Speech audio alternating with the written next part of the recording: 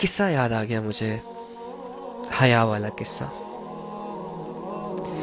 اللہ کرے ہمیں بھی ایسے ایمان نصیب ہو جائے. دیکھو ہم بہت کمزور ہیں نا اس چیز کو لے کر. تھوڑی سی بھی لڑکی فرینک ہوتی ہے تو ہم بہت بڑی بڑی امیدیں ان سے جوڑ لیتے ہیں.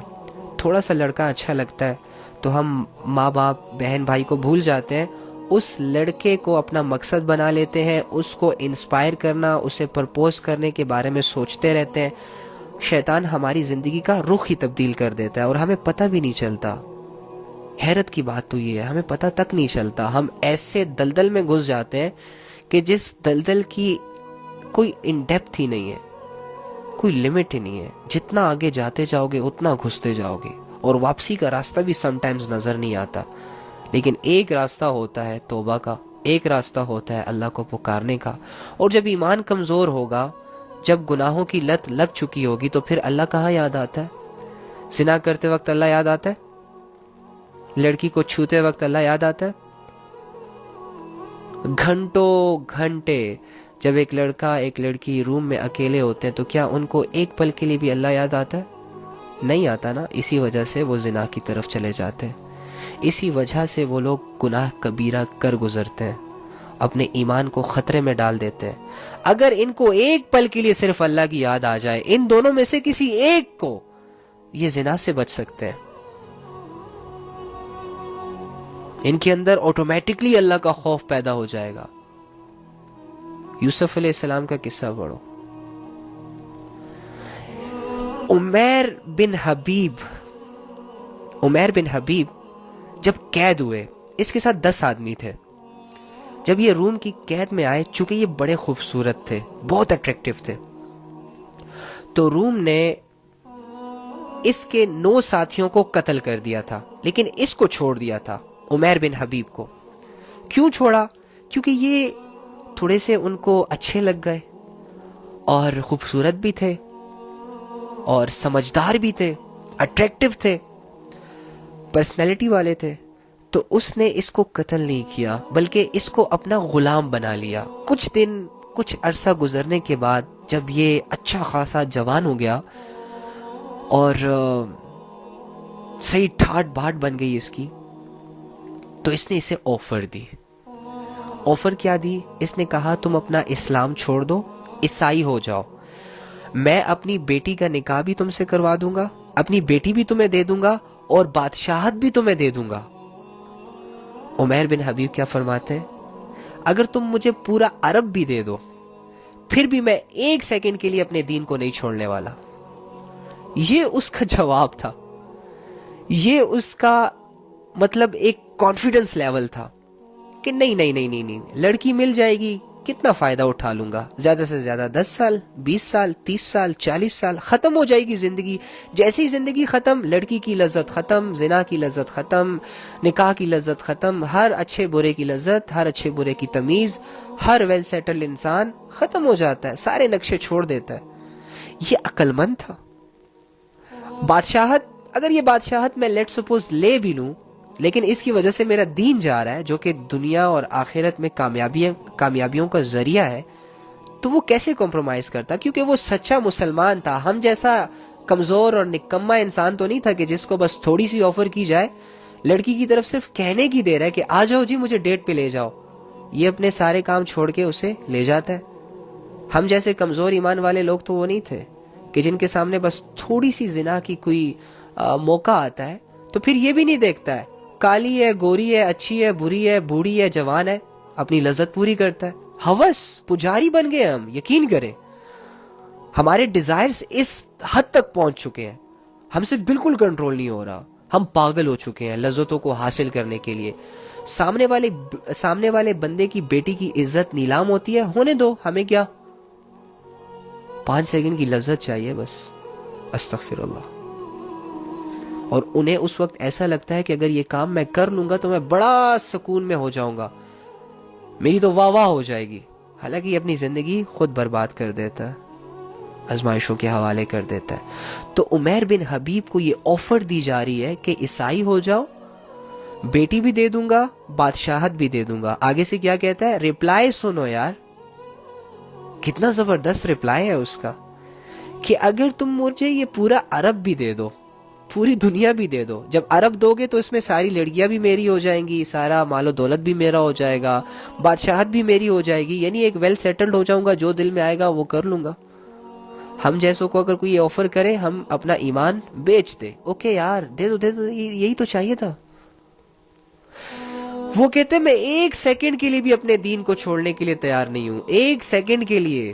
تم تو مجھے کہہ رہے ہو کہ عیسائی ہو جاؤ، میں اپنے اسلام کو ایک سیکنڈ کے لیے چھوڑنے کے لیے تیار نہیں ہوں اگر اس کے بدلے تم مجھے پورا عرب بھی دے دو۔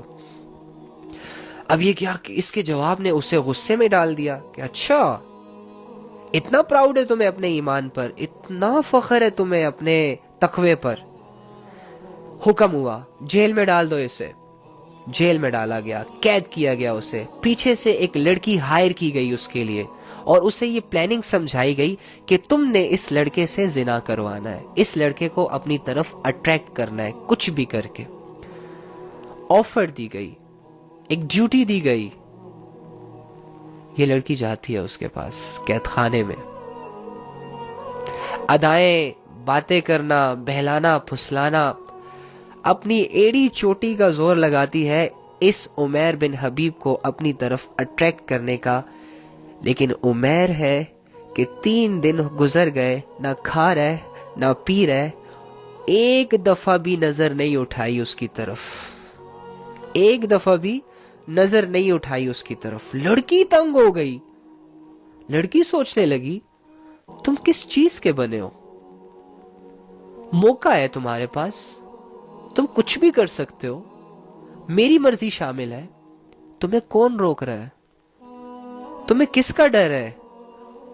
ہائے ہائے ہائے ہائے ہائے ہائے، کون روک رہا ہے تمہیں؟ یہ لڑکی پوچھ رہی ہے عمیر بن حبیب سے، جو نہ 3 دن سے کچھ کھا رہا ہے اس لڑکی کی وجہ سے، نہ پی رہا ہے، اور آزمائش میں ڈلنے کے ڈر سے اپنی نظروں تک کو نہیں اٹھا رہا۔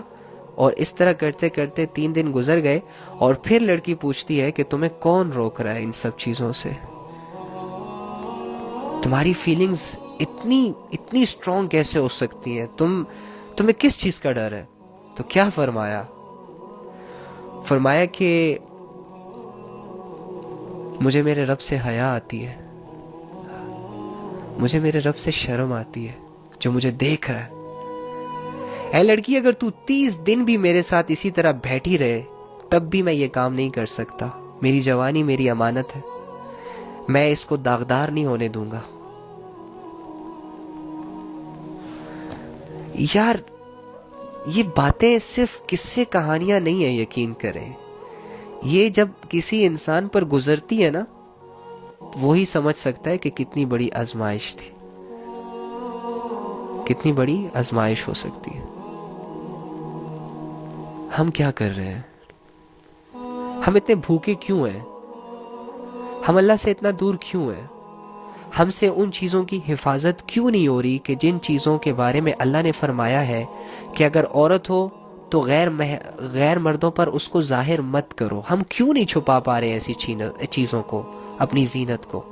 اگر مرد ہو تو نہ دیکھو عورت کو، جھکا لو نظریں، یہ نہ ہو تمہارے دل میں شہوت پیدا ہو جائے اور تم کسی گناہ کی طرف لپک جاؤ، اور وہ گناہ تمہارے دل میں تمہارے ایمان کو کمزور کر دے، اور تمہاری ایمان کی کمزوری تمہاری کمزوری کہلائے گی، تم عبادتوں سے غافل ہو جاؤ گے، اور جب تم عبادتوں سے غافل ہو جاؤ گے تو شیطان تمہیں گمراہ کر دے گا، اور شیطان کی گمراہی تمہیں جہنم میں لے جائے گی۔ اللہ تمہیں جہنم میں نہیں ڈالنا چاہتے، اسی لیے تمہیں کہا کہ ایسی سورسز، ایسے ذریعے، ایسے طریقوں سے بھی دور رہو جو تمہیں بڑے گناہوں کی طرف لے جاتے ہیں۔ یقین کرنے کی دیر ہے صرف۔ جس دن تم اللہ کی باتوں پر 100% یقین کر لو گے اور تم اپنی زندگی میں امپلیمنٹ کر لو گے، یقین کرو اس دن تمہاری زندگی اتنی سیٹسفائیڈ ہو جائے گی، اتنی ریلیکس ہو جائے گی، اتنی بے خوف ہو جائے گی، اتنی مطمئن ہو جائے گی کہ تمہیں نہ دنیا کی کوئی پرواہ ہوگی اور نہ آخرت کی کوئی پرواہ ہوگی۔ تم آخرت کے اعتبار سے بھی دنیا ہی میں سیٹسفائیڈ ہو جاؤ گے کہ میرا رب میرے سے زیادتی نہیں کرے گا، میرا رب مجھ پر ظلم نہیں کرے گا، میرا رب میری برداشت کا مجھے صبر دے گا، میرا رب میرے تقوی اور پرہیزگاری کی قدر کرے گا، خدا کی قسم یہ یقین تم دل میں لے کر مرو گے. شرط صرف اتنی ہے کہ تھوڑا سا محنت کر لو, تھوڑا سا خود کو قابو کر لو, چند زوردار قدم اپنے نفس پر رکھ لو, اللہ کی خاطر گناہوں سے پیچھے ہو جاؤ, بے حیائی سے پیچھے ہو جاؤ, اپنی شرمگاہوں کی حفاظت کرو. اگر لڑکی ہو تو اپنی زینتوں کو چھپاؤ, اپنے آپ کو سیکیور کرو. اگر لڑکے ہو اپنی نظروں کو پاک کرو, اپنے کانوں کو پاک کرو, اپنے نفس کو پاک کرو. خدا کی قسم ویل سیٹلڈ ہو جاؤ گے دونوں جہانوں میں.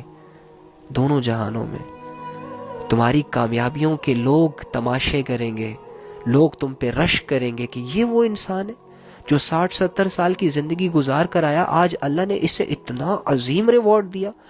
مت بھولنا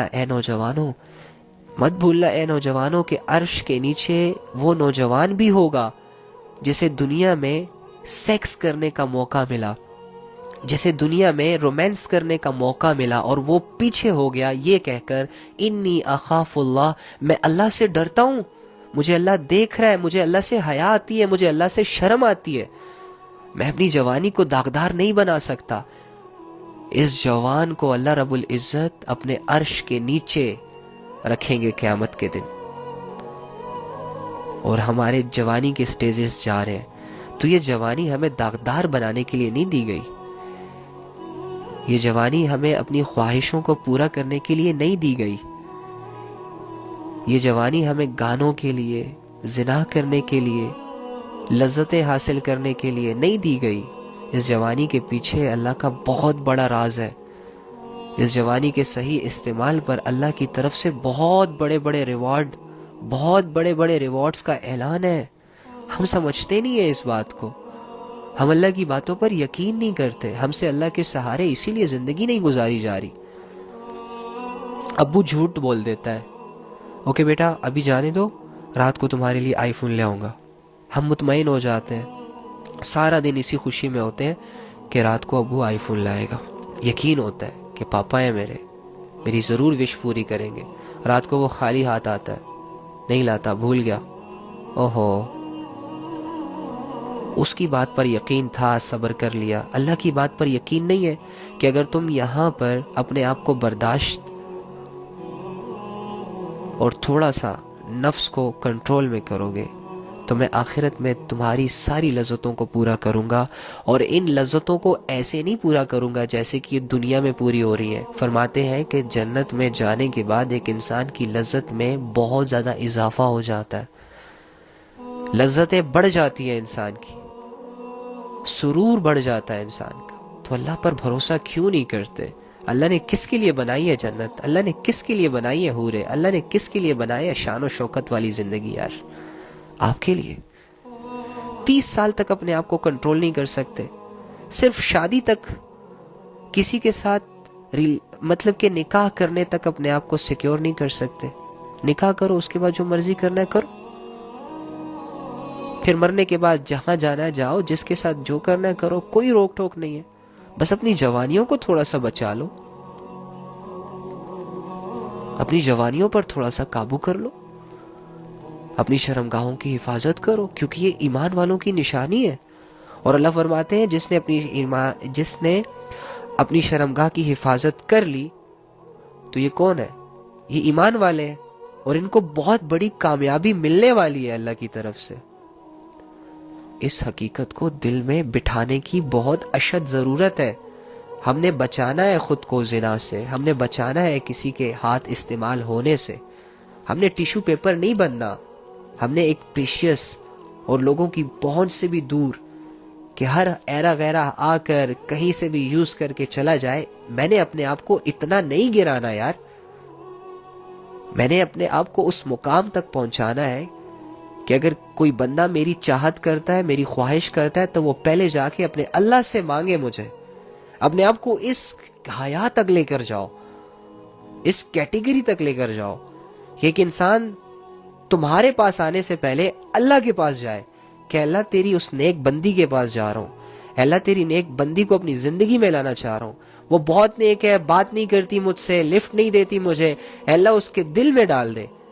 یا ایسا طریقہ اپنائے جو اسلام نے اختیار کیا, وہ تم سے حیا کرے, تم سے بات کرتے ہوئے شرم آئے اسے یہ تو اللہ کے اتنے قریب ہے, اگر اس سے ایسی بات کروں گا تو یہ تو بڑی ناجائز سی بات ہوگی.